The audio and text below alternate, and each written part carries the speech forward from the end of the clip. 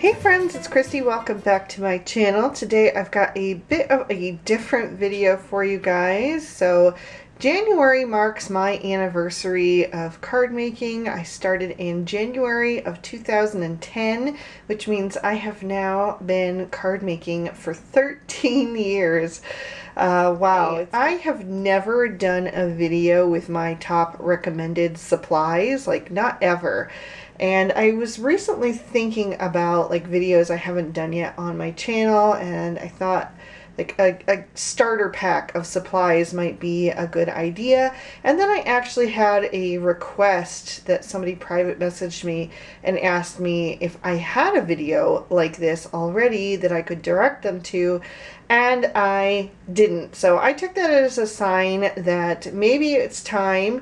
I know a lot of the people who've been following my channel for some time probably aren't beginners, but maybe you'll still find something that maybe you've been using something a little bit different, and so this will give you a different option if you haven't been satisfied with the supplies you've been using, or if you are a brand new beginner and looking for a place to start with ideas like, okay, I want to get into this hobby, but where on earth do I begin? There's just so much out there on the market. Hopefully this will be a video that will help you out. So I'm going to jump right in. So the number one thing that I recommend for you starting out with is, of course, your cardstock. You can't have a card without cardstock. That is the basis of everything. So there are a couple brands that I recommend, and actually there's two different kinds that I recommend, colored and white. We're going to deal with the colored cardstock first. So here are a couple of brands that I use consistently. The first is from Lawn Fawn, and this is like a sample pack. I don't normally keep my cardstock in the packaging. I take it out and put it in a different plastic envelope. So I was searching through my stash trying to find something that was still in the original packaging to show you. But this is a sample pack from Lawn Fawn. It is 100-pound heavyweight cardstock, which is what I prefer. And I always buy the 8.5 by 11 size. I also do recommend MFT, My Favorite Things. Again, it's the 100-pound cardstock, so there's two of the different colors that I still had in the packaging here. I really do like a heavyweight cardstock, something that's really sturdy, that's going to hold up for the long run. Of course, when I was first starting out, I just bought whatever I could find at my local craft store. But I very, very quickly transferred over into a quality cardstock. If you want to make cards that are going to last, that are going to not get crumpled up in the mail, that people are going to want to save and hold on to, I do recommend a sturdy cardstock. And I use colored cardstock for all of my card bases. I never make a white card. I don't know if I've ever made a white card in my life, honestly.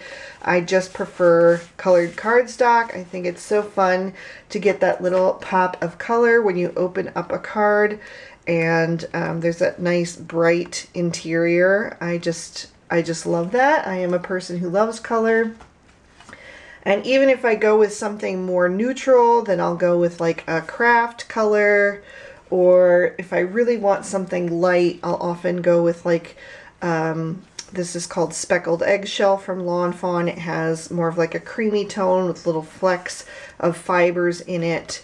That's about as basic as I go as far as something light colored. So no matter what size card I make, whether it's the standard A2, whether it's a square, whether it's a slimline or a mini slimline, I still use the same cardstock, and it's almost always one of these two brands, Lawn Fawn or MFT. And I will have all of the things that I'm talking about, as much as I can, linked down in the description bar below. So if there's anything that you would like to check out for yourself, you can find links for it there. So aside from colored cardstock, I am going to also talk about white cardstock, especially if you're going to be coloring, which is my favorite part of card making. If you are going to be coloring with any kind of alcohol-based markers, whether it's Copics or any of the other brands, you are going to need a good quality cardstock that is made for coloring with Copic markers. The one that I use is the Spectrum Noir Ultra Smooth Premium White cardstock. And again, it's the 8.5 by 11 size, and it is 100 brightness and 100 pound cover weight. So it's the same thickness as the colored cardstock that I use. You need to have thick cardstock if you're going to be doing coloring with alcohol markers, because that ink needs a place to go into the fibers of that paper. If the paper is too thin, your markers are going to bleed out because it has no place to go except out.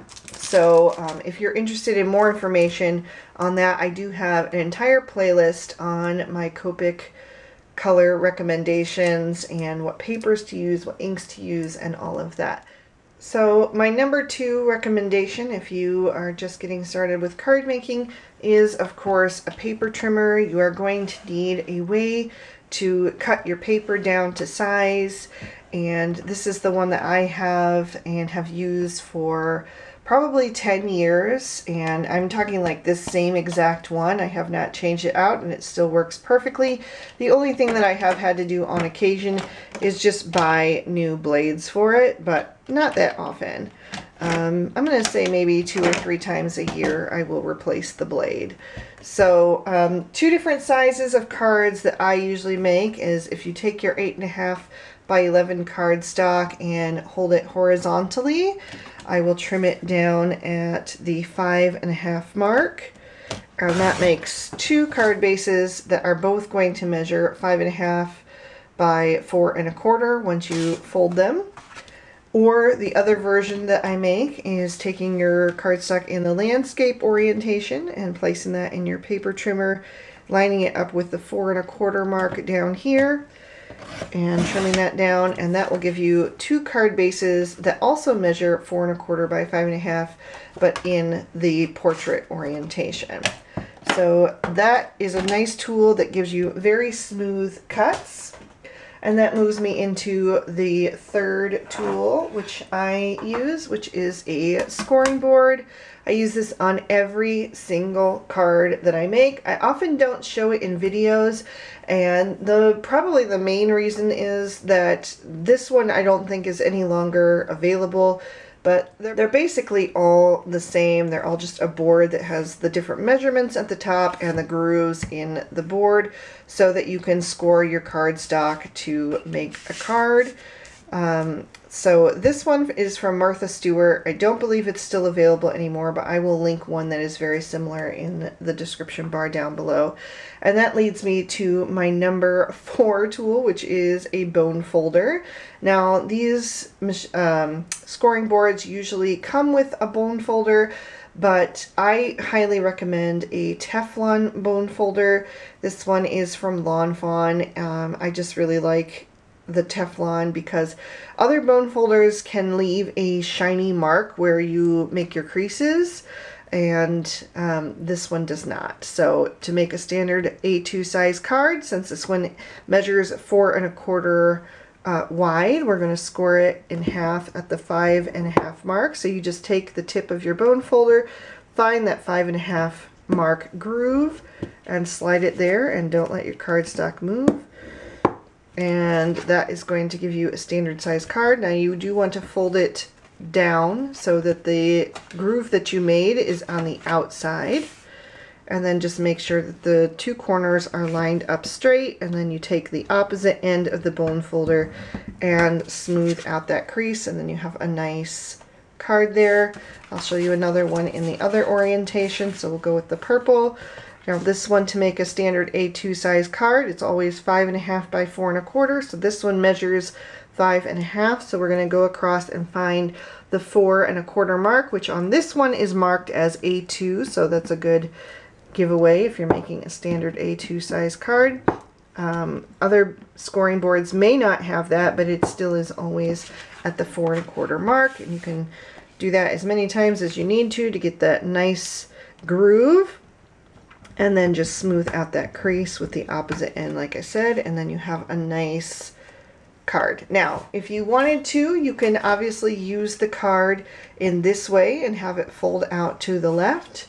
I never do that. I always make top folding cards, so my card is going to go this way. I know there's some controversy with that. Some people don't like the top fold cards because they feel like they slide out. That never happens to me, ever, ever. And I think it just depends on the quality of cardstock you're using. So if you're using this heavyweight cardstock and you do a nice score and crease at the top, my cards never slide. Never. I've never had that issue. I like doing the top fold because I think it stands apart from the industry. You know, if you go to Hallmark or any other store and buy a card, they're almost always in this orientation, and there's nothing wrong with that, but I think it's nice to kind of differentiate and have a handmade card look a little bit different. So I always do top folding cards, but of course that is completely up to you. Moving on to number 5 of my top recommended supplies, it is going to be stamps. So I think stamps are probably the #1 reason that people get into card making. There's just so many adorable images out on the market, and whether you're into critters or people or seasonal decor, there's just so much out there, and they're absolutely darling. So I definitely would recommend you get yourself some stamps, even if you only start out with one. I actually did. I had one stamp set from Hero Arts, and that was what I started out with, and it had a variety of different imagery. It had an owl, it had some baking things, and some different sentiments. I would definitely recommend getting a stamp set that has both imagery and sentiments, because it'll be much easier for you to make a complete card. So a few of my favorite brands are Lawn Fawn, Hello Bluebird, MFT, which is my favorite things, and Mama Elephant. Of course, there are more out there on the market, but I would say these are the 4 companies that I use the most. I am on design teams for Lawn Fawn and Hello Bluebird, and I also do a monthly video on the My Favorite Things YouTube channel. I have no affiliation with Mama Elephant at all. I just really love their images, but I am only affiliated with the other 3 companies because I love their images so much. So yeah, those are some of my favorite companies, and they all have a huge range of images to look through. So I will link to all of them down below, and you can check out their shops and see what they have that might kind of vibe with what you would go with. But definitely stamps would be my next recommendation. Number 6 on my list is a good quality black ink to do your stamping in. Stamp out those adorable images that you choose. So these are 3 that I have used and loved. I would say the one that I gravitate toward the most is the Lawn Fawn Jet Black. I just really like how crisp and dark it is. But I also used Memento Tuxedo Black for years and years and years, and it was a tried and true. So that one I would also highly recommend. And then I also really like the My Favorite Things Extreme Black Hybrid ink. If you are going to be coloring with Copic markers, you do want one that is alcohol marker friendly. That is really important. You want your black ink not to bleed or to smear when you color over it with your markers.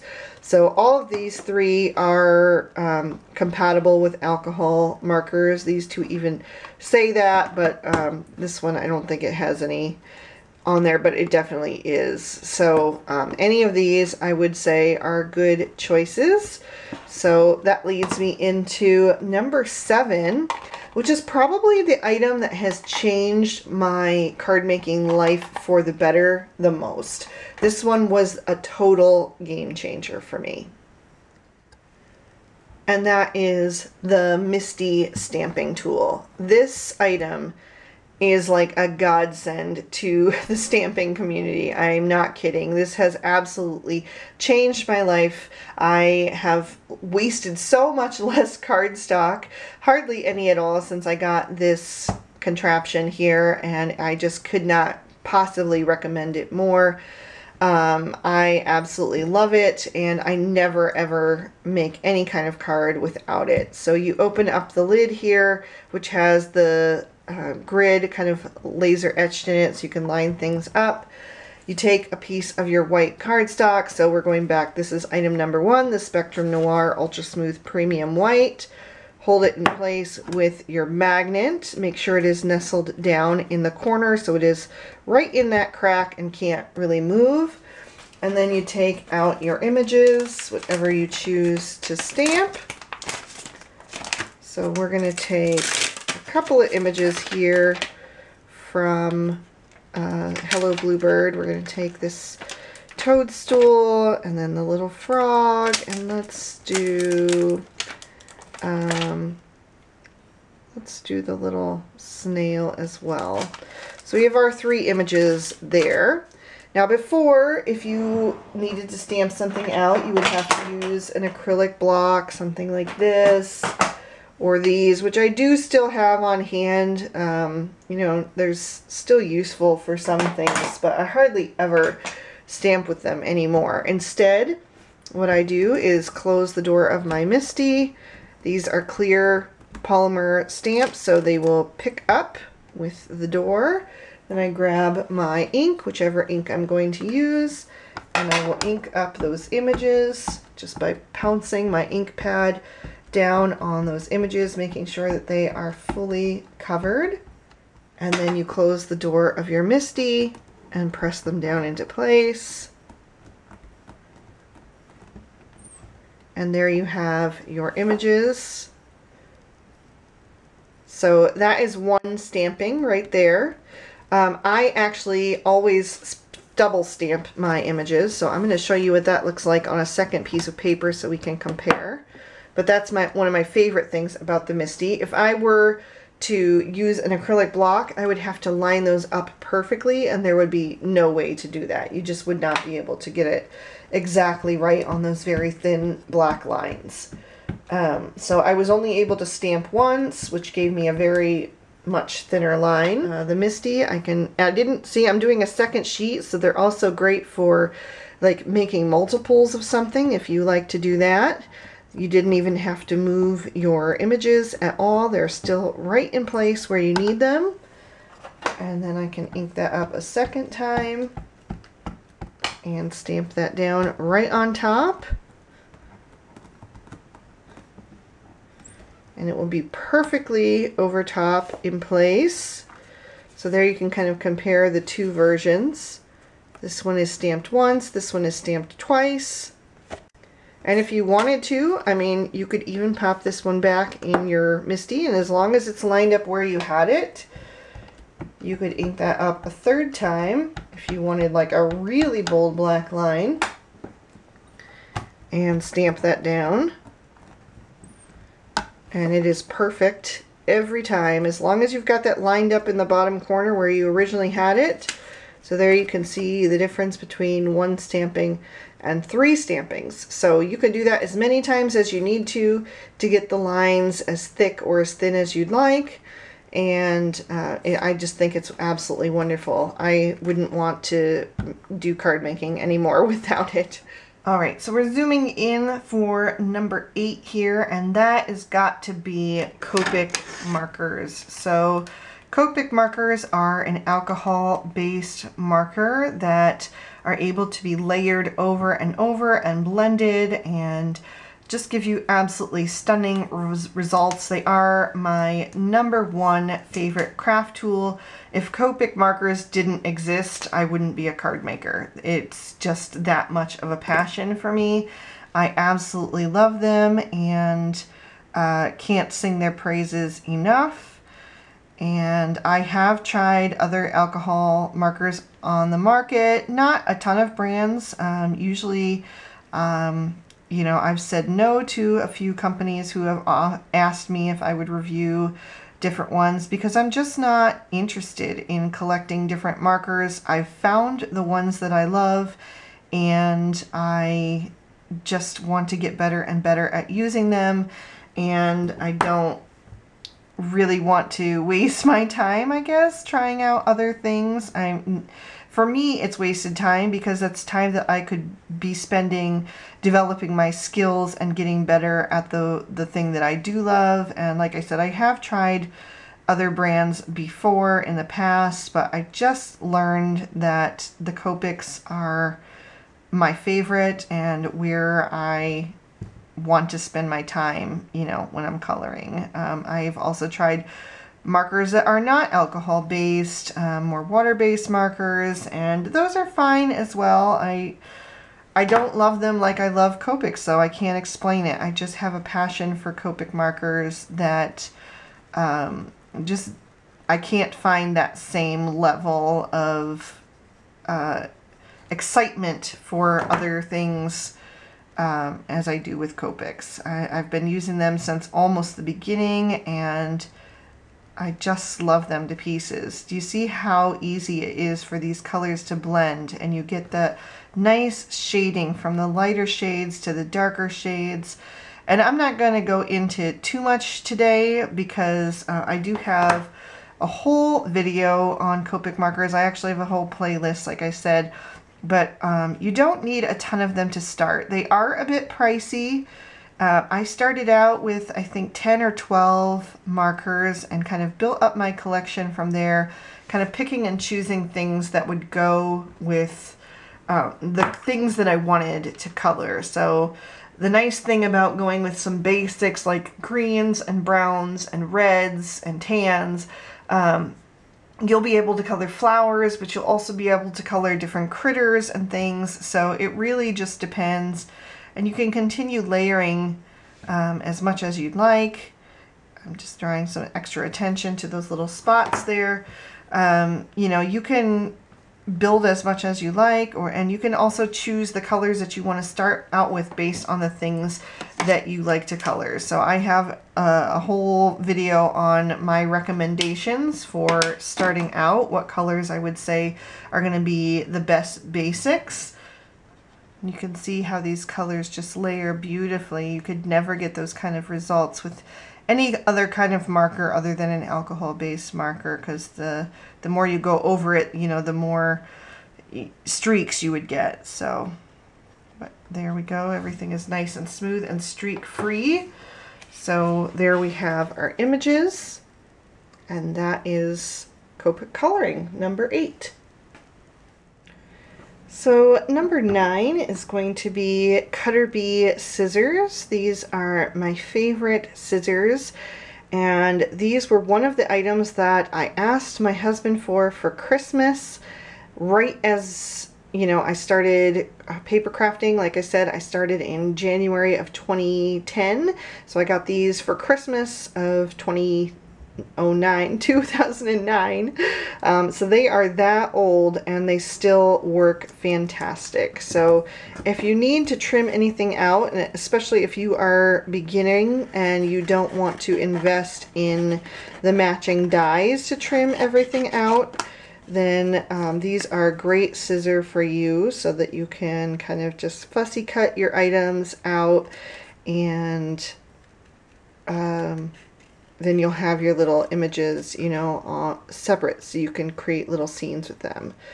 So I'm going to just do this one image on screen for you, but basically you just want to keep your scissors mostly straight and turn the paper instead, and that's how you can get the smoothest cuts here. Just follow the line, and I'm going right outside that black line and leaving a little bit of white space so that it will resemble a die cut. But if you prefer, you can cut it right on that black line and leave no white border at all. It's really just up to personal preference. So I'm just going to finish cutting out this little mushroom. But you can also use the scissors for so many other things. I just think these are a great, good quality pair of scissors that really will last you a really long time. Like I said, I've had these now for 13 years and they still work as good as new. Alright, so I've got my little images cut out here, and then I've also gone through my stash and found 2 pieces of just colored cardstock so that I can create a little scene here. So I am just going to take my scissors again. I want to create like a little hill. So I'm just going to kind of trim it at an angle here. And I'm just freehanding it because, like I said, if you're just starting out, you might not want to invest in the dies. And dies weren't like a big thing when I first started out either. So I definitely am glad that they are a thing now. So we've got a little hill and a sky. So that leads me to number 10, which is going to be Barely Art Precision Craft Glue. This is my absolute favorite glue. It comes with a very fine tip, so you can get in all those little nooks and crannies when you're adhering your images, and it also comes with a pin that you can keep inside the nozzle so that it doesn't get clogged, which I just keep in there all the time. So I'm going to go ahead and add these to the sky so that we can have a little scene here. So we'll add the grass to the blue for the sky and the ground, and then we just have to arrange our images how we want them. Do we want to go like up here? Maybe something like that. So we'll just add some more liquid glue to the back of our mushroom. Add that over on the left-hand side. Then we'll take our little frog, get back behind his little feet, put him over on the right, and then we'll add our little snail friend, I think up there.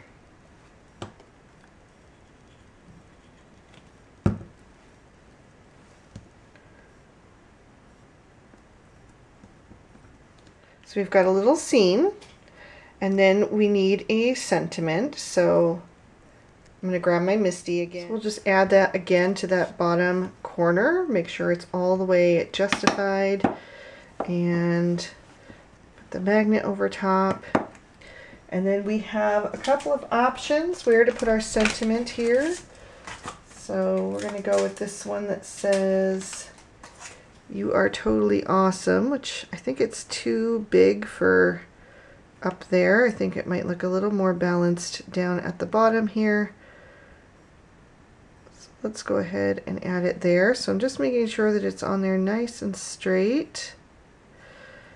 And then again, close the door of my Misti to pick it up. Grab my black ink. And close the door of the Misti. So we're going to stamp that out again. Since it's going on a darker colored cardstock, we want it to be really visible.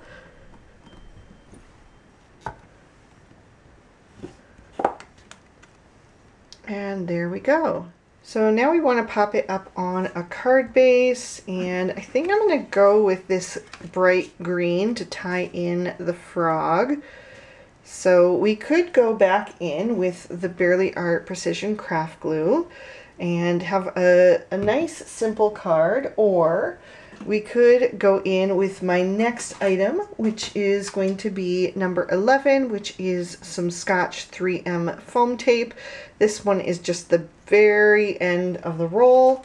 It also comes on this giant roll here that's like bigger than my head. So that's what I'll be using next after I run out of this one. That's how big this one was. You can also buy it in smaller packs, and you can also buy other brands of foam tape. I just personally really like this one.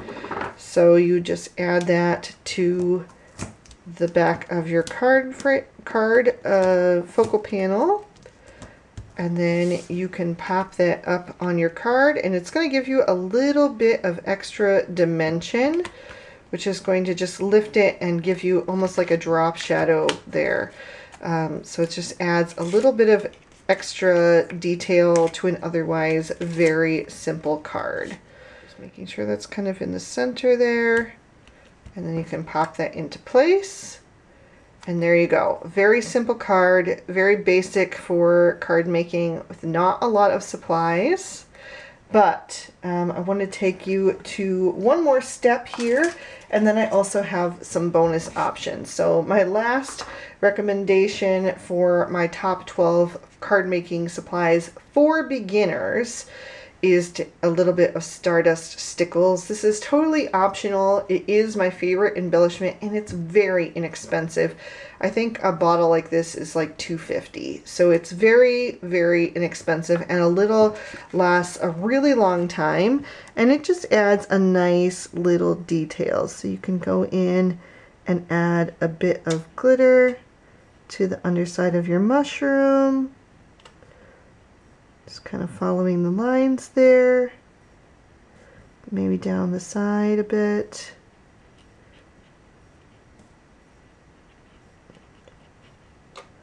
Maybe you want a little in the swirl of the snail shell, and maybe a little bit on the spots of our frog here. Doesn't have to be crazy, just a little bit. But that really just adds a nice bit of shine, and like I said, it's a pretty inexpensive addition to your card making arsenal, and you can use it for all kinds of different images. So that is my top 12 basic supplies, but I do have 3 additional extras if you want to take it to the next step. If you're somebody who absolutely knows for sure that this is something that you want to do, there's a couple extra things that I think will really, really improve your card making. So my first bonus recommendation would be the matching dies. So dies are something that are going to take your card making to the next level.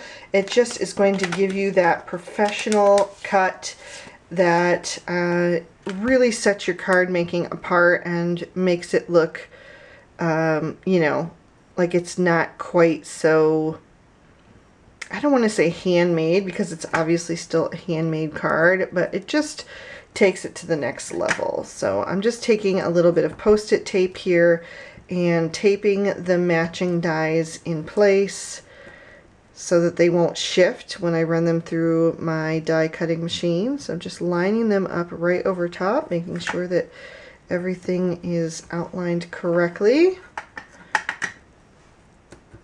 And then we'll take this little snail.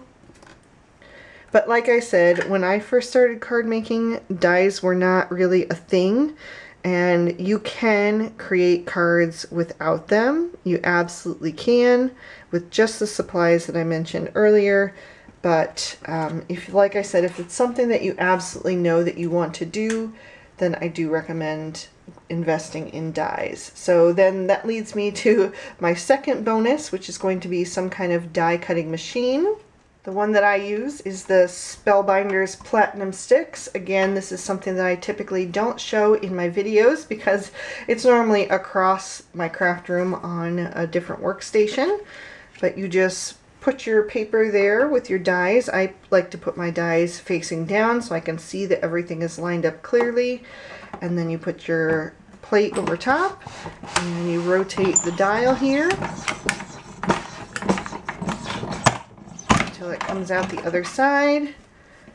And then you are left with perfectly trimmed out images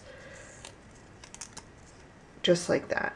So besides matching dies, there are other dies that you can invest in, and I would say the second one to go ahead with would be some kind of nesting die, and there are so many out there on the market. The one I'm going to show you today is also from Hello Bluebird. This is the Nesting Decal A2. This one just happens to be my current favorite. I just want to reach for it all the time. So let me show you how those work. Show you that using my final recommendation, and for those who've been watching my channel for quite some time, this probably comes as no surprise, but it is going to be pattern paper. Can you make cards without it? Absolutely. I absolutely love using pattern paper on my cards though, so it is definitely something that I did have to mention. And there are just so many incredible brands on the market. This pack here is from Sunny Studio. It's called Spring Fling, and the reason that it is one of my top recommendations is because not only does it come with a variety of all kinds of different patterns, but it also comes with backgrounds, which make really quick and easy cards, especially if you're someone who is just starting out. So let's go ahead and take one of these backgrounds actually, and we'll take one of these nesting dies. Let's go with about the same size. So we'll go down and just decide where we want to frame in our scene. Thinking something like that. So I'm just going to tape the die into place again so it doesn't shift from where I wanted it. Okay, add our plate back over top and run that back through.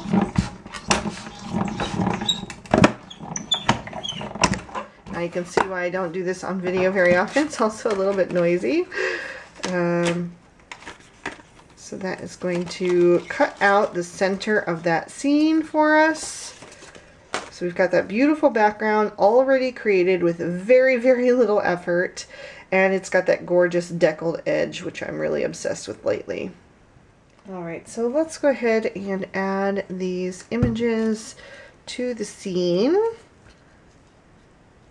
This time maybe we want a different layout. Maybe we'll put the frog up there. And maybe just have this snail down at the bottom, just for something different. Let's go ahead and glue that down using the Barely Art craft glue. I like having this toadstool kind of coming up where all the rays of lights are from the sunrise.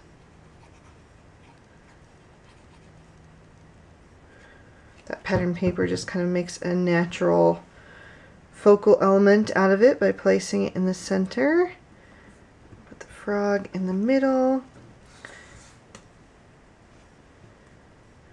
And then we'll have the snail down below. Alright, so now we've got our little elements, so I'm just going to see how everything's looking. And, let me try it on a darker green card base.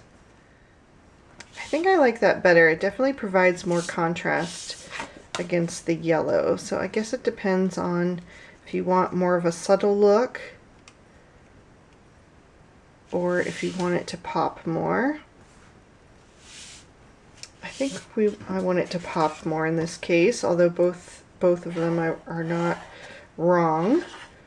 So we're just going to glue the paper, the pattern paper, down with the Barely Art Precision Craft Glue. And then we'll pop the focal panel up with some foam tape using the last of the roll just to give it that bit of extra dimension.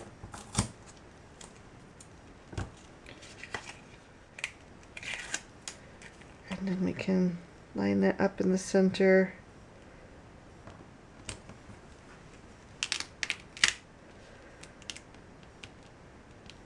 Make sure it's on there straight and then press it down into place. So then we can do the same thing and add a little bit of stickles just to add some extra detail. Maybe this time we'll go in all these little spots. There are two different versions of cards using very, very, very basic supplies.